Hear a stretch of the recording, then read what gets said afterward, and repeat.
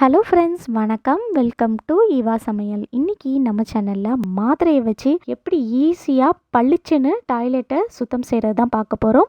வீடியோவை ஸ்கிப் பண்ணாமல் பாருங்கள். நம்ம சேனலில் நீங்கள் இப்போ தான் ஃபஸ்ட் டைம் பார்க்குறீங்கன்னா சப்ஸ்கிரைப் பண்ணலன்னா சப்ஸ்கிரைப் பண்ணிக்கோங்க. பக்கத்தில் இருக்க நோட்டிஃபிகேஷன் பெல் ஐக்கானை கிளிக் பண்ணிக்கோங்க. இதுக்கு நம்ம எடுத்திருக்கிற பொருள் பார்த்திங்கன்னா எக்ஸ்பைர்டான டேப்லெட், அதாவது காலாவதியான மாத்திரை உங்கள் வீட்டில் இருந்துச்சுன்னா அது எடுத்துக்கோங்க. மோஸ்ட்லி நம்ம வீட்டில் டேப்லெட் எக்ஸ்பைரி டேட் முடிஞ்சிருச்சு அப்படின்னா அதை தூக்கி போட்டுருவோம். இனி அதை தூக்கி போடாமல் நீங்கள் இந்த மாதிரி க்ளீனிங் பர்பஸ்க்கு யூஸ் பண்ணலாம். உங்கள் வீட்டு டாய்லெட்டில் எவ்வளோ உப்பு கரை இருந்தாலும் நீங்கள் இந்த மாத்திரையை யூஸ் பண்ணி க்ளீன் பண்ணும்போது நல்ல பளிச்சுன்னு சுத்தம் பண்ணி கொடுக்கும்.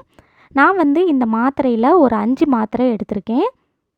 இப்போ இதை நான் ஒரு பேப்பருக்குள்ளே வச்சுட்டு அதை க்ளோஸ் பண்ணிவிட்டு இந்த மாதிரி ஒரு இடிக்கல் வச்சு நல்லா தட்டி எடுக்க போகிறேன். இந்த மாதிரி மாத்திரையை நல்லா பவுட்ரு பண்ணி எடுத்துக்கோங்க. இந்த மாதிரி மாத்திரையை நல்லா தட்டி பவுட்ரு பண்ணி எடுத்துக்கோங்க. பாருங்கள், நம்ம நல்லா பவுட்ரு பண்ணி எடுத்தாச்சு. இப்போ அடுத்ததாக நான் ஒரு மக்கில் டாய்லெட் க்ளீன் பண்ணுறதுக்கு தண்ணி எடுத்திருக்கேன். உங்களுக்கு எந்த அளவுக்கு தண்ணி வேணுமோ எடுத்துக்கோங்க. இப்போ இதில் நம்ம நுணுக்கி எடுத்த மாத்திரையை சேர்த்துக்கலாம். இப்போ அடுத்ததாக இதில் நம்ம வாஷிங் பவுடர் சேர்க்க போகிறோம். உங்கள் வீட்டில் நீங்கள் என்ன பிராண்டு யூஸ் பண்ணுவீங்களோ அது சேர்த்துக்கலாம். இதில் ஒரு 4லேருந்து 5 ஸ்பூன் சேர்த்துக்கிறேன். நீங்கள் துணி துவைக்கிற பவுடருக்கு பதிலாக துணி துவைக்கிற லிக்யூடு தான் யூஸ் பண்ணுவீங்க அப்படின்னா அது கூட சேர்த்துக்கலாம். இப்போ அடுத்ததாக இதில் நம்ம பேக்கிங் சோடா சேர்க்க போகிறோம். ஆப்ப சோடான்னு சொல்லுவோம் இல்லையா, அதுதான். இதில் 1 ஸ்பூன் சேர்த்துக்கிறேன். இப்போ கடைசியாக இதில் நம்ம ஒரு எலுமிச்சப்பழத்தோட ஜூஸ் சேர்க்க போகிறோம். ஒரு எலுமிச்சப்பழத்தை பாதியாக கட் பண்ணி எடுத்திருக்கேன். இதோட சாறை நல்லா பிழிஞ்சு எடுத்துக்கலாம். எலுமிச்சப்பழத்துக்கு பதிலாக நீங்கள் வினிகர் கூட சேர்த்துக்கலாம். பாத்ரூமில் இருக்க உப்பு கரையை நீக்கிறதுக்கு எலுமிச்சப்பழமும் ரொம்பவே ஹெல்ப்ஃபுல்லாக இருக்கும். இப்போது இது எல்லாமே நல்லா மிக்ஸ் ஆகுற மாதிரி கையை வச்சு நல்லா மிக்ஸ் பண்ணி விட்டுருங்க.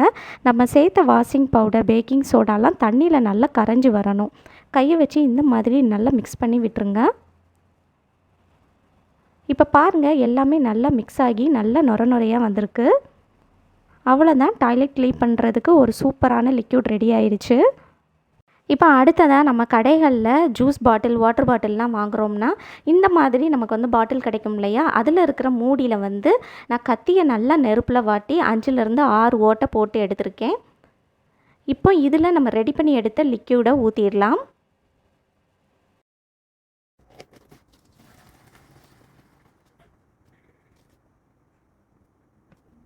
அவ்வளோதான் ஃப்ரெண்ட்ஸ், டாய்லெட் க்ளீன் பண்ணுறதுக்கு ஒரு சூப்பரான எஃபெக்டிவான லிக்யூட் ரெடி ஆயிருச்சு. இப்போ இதை வச்சு நம்ம க்ளீன் பண்ண ஆரம்பிச்சிடலாம்.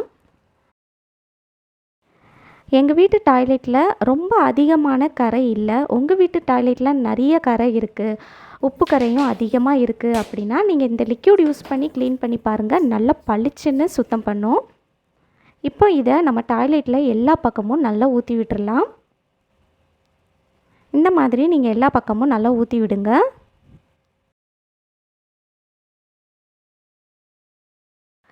இந்த மாதிரி இரும்பு கரை இருக்குது அப்படின்னா அதுவும் கூட நம்ம ஈஸியாக க்ளீன் பண்ணலாம். இப்போ அடுத்ததாக நான் கீழே இருக்கிற டைல்ஸ்லேயும் நம்ம ரெடி பண்ண லிக்யூடை இந்த மாதிரி எல்லா பக்கமும் நல்லா ஊற்றி விடுறேன். உங்கள் வீட்டு பாத்ரூம் டைல்ஸில் நிறைய உப்பு கரை இருக்குது அப்படின்னா நீங்கள் இந்த மாதிரி எங்கெல்லாம் உப்பு கரை இருக்கோ அங்கெல்லாம் நல்லா இந்த மாதிரி நம்ம ரெடி பண்ணி எடுத்த லிக்யூடை ஊற்றி விடுங்க. உப்பு கரையாக இருந்தாலும் சரி, எவ்வளோ கரை இருந்தாலும் சரி, ரொம்ப ஈஸியாக நல்லா பளிச்சுன்னு சுத்தம் செய்யுங்க. இப்போ நான் பாத்ரூமில் கீழே இருக்கிற டைல்ஸ் ஃபுல்லாகவே நம்ம ரெடி பண்ணி எடுத்த லிக்யூடை நல்லா ஊற்றி விட்டுட்டேன். இப்போ அடுத்ததாக பாத்ரூம்குள்ளே இருக்கிற சிங்க் இருக்கு இல்லையா, அதுலேயுமே நம்ம ரெடி பண்ணி எடுத்த லிக்யூடை ஃபுல்லாக ஊற்றி விட்டுடலாம். சிங்கில் எவ்வளோ அழுக்கு இருந்தாலும் நீங்கள் இந்த லிக்யூடை வச்சு க்ளீன் பண்ணலாம், நல்லா பளிச்சுன்னு சுத்தம் செய்யும்.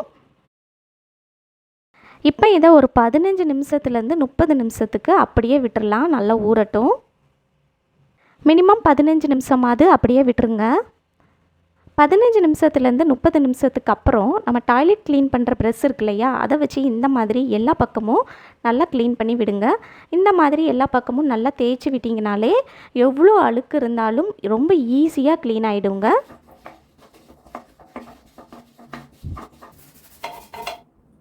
இந்த மாதிரி எல்லா பக்கமும் நல்லா தேய்ச்சி விட்டிங்கனாலே எவ்வளோ கரை இருந்தாலும் ரொம்ப ஈஸியாக க்ளீன் ஆகிடுமுங்க.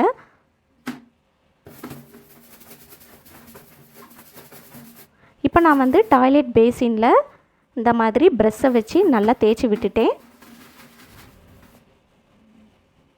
அடுத்ததாக இதில் வந்து பாருங்கள் நிறைய இரும்பு கரை இருக்குது. இந்த மாதிரி இரும்பு கரை இருந்துச்சு அப்படின்னா இந்த மாதிரி டாய்லெட் ப்ரஷ்ஷை வச்சு க்ளீன் பண்ணும்போது அந்த கரை வந்து போகலை. அதுக்கப்புறமா நான் என்ன பண்ணேன் அப்படின்னா சில்வர் ஸ்க்ரப்பர் இருக்கு இல்லையா, அதை வச்சு இந்த மாதிரி நல்லா தேய்ச்சி விட்டேன். சில்வர் ஸ்க்ரப்பரை வச்சு லைட்டாக தேய்ச்சதுமே இந்த இரும்பு கரை எல்லாமே நல்லா சுத்தமாயிருச்சுங்க. பாருங்கள், பார்த்தீங்கனாலே தெரியும் நினைக்கிறேன். தேய்க்க தேய்க்க அந்த இரும்பு கரை எல்லாமே போகுது பாருங்கள். உங்கள் வீட்டு டாய்லெட்டில் வந்து இந்த மாதிரி இரும்பு கரைகள் இருக்குது அப்படின்னா நீங்கள் இந்த மாதிரி சில்வர் ஸ்க்ரப்பரை வச்சு தேய்ச்சிங்கனாலே ரொம்ப ஈஸியாக க்ளீன் ஆகிடும். உப்பு கரையும் ரொம்ப ஜாஸ்தியாக இருக்குது அப்படின்னா டாய்லெட் க்ளீன் பண்ணுற ப்ரெஷ்ஷை வச்சு தேய்க்கும் போது போகலைன்னா இந்த மாதிரி நீங்கள் வந்து சில்வர் ஸ்க்ரப்பரை வச்சு தேய்ச்சிங்கன்னா ரொம்ப ஈஸியாக க்ளீன் ஆகிடுங்க.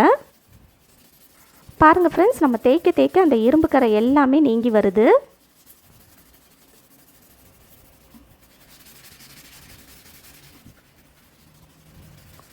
இப்போ பாருங்கள், அந்த இரும்பு கரை எல்லாமே போயிருச்சு. சில பேர் வீட்டில் வந்து பார்த்திங்கன்னா டாய்லெட் க்ளீன் பண்ணுற பைப் இருக்கு இல்லையா, அதுலேயுமே இரும்பு கரைகள் ஜாஸ்தியாக இருக்கும். அந்த மாதிரி இருந்தாலும் நீங்கள் இந்த மாதிரி சில்வர் ஸ்க்ரப்பரை வச்சு தேய்க்கும் போது ஈஸியாக போயிடுங்க.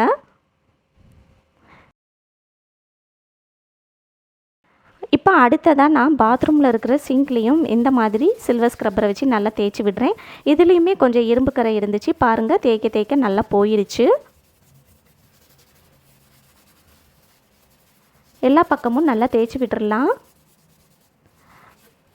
இந்த மாதிரி பைப்பில் வந்து பார்த்திங்கன்னா இரும்பு கரைகள் வந்து சில பேர் வீட்டில் ஜாஸ்தியாக இருக்கும். அந்த மாதிரி இருந்துச்சு அப்படின்னா நீங்கள் இந்த மாதிரி சில்வர் ஸ்க்ரப்பரை வச்சு தேய்ச்சிங்கனாலே ஈஸியாக சுத்தமாயிடுங்க.